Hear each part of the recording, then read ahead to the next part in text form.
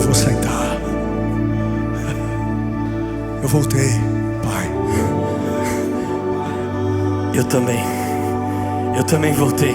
Eu também. Eu voltei. Quem voltou? Eu voltei.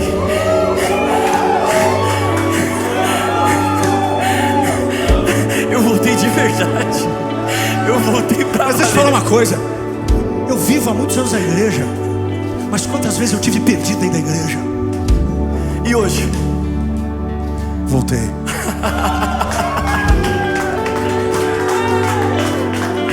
E não é uma presença apenas de corpo, é de alma, espírito. E deixa eu falar uma coisa, eu não estou aqui por conta dos empregados, eu não estou aqui por conta da mesa, simplesmente. Eu não estou aqui, não, eu estou aqui por conta do Pai. O Pai não erra, a religião erra. O outro filho vai errar.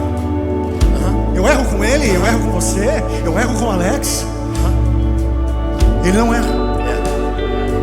A gente está na casa por conta dele. É o Pai. Porque dele, por ele e para ele, tudo são todas as coisas. Tudo. Os irmãos me ajudam, me acolhem, me abraçam. Mas na hora do vamos ver, é o papai. É ele. Porque a casa é dele. É isso. As regras são dele. O amor é dele. O guarda-roupa é dele. A cama é dele. Tudo é dele. Pra onde irei? Pra onde? Pra quem irei? Se só ele tem palavras de vida eterna.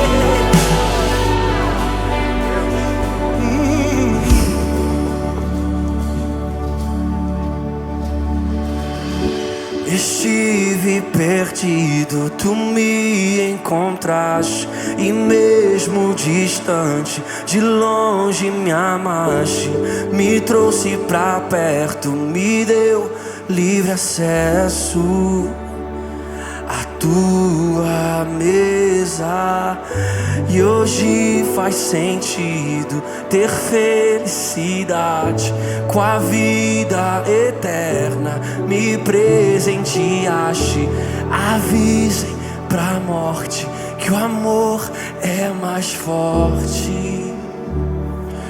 Como é lindo teu amor, é mais forte que o pecado do universo inteiro. Tua graça impressionantemente me abraça. Tua graça impressionantemente me abraça. Assim não fosse a tua maravilhosa graça. Tua graça, que graça é essa? Impressionantemente me Abraça, diga mais uma vez, a tua graça impressionantemente me abraça e me faz assentar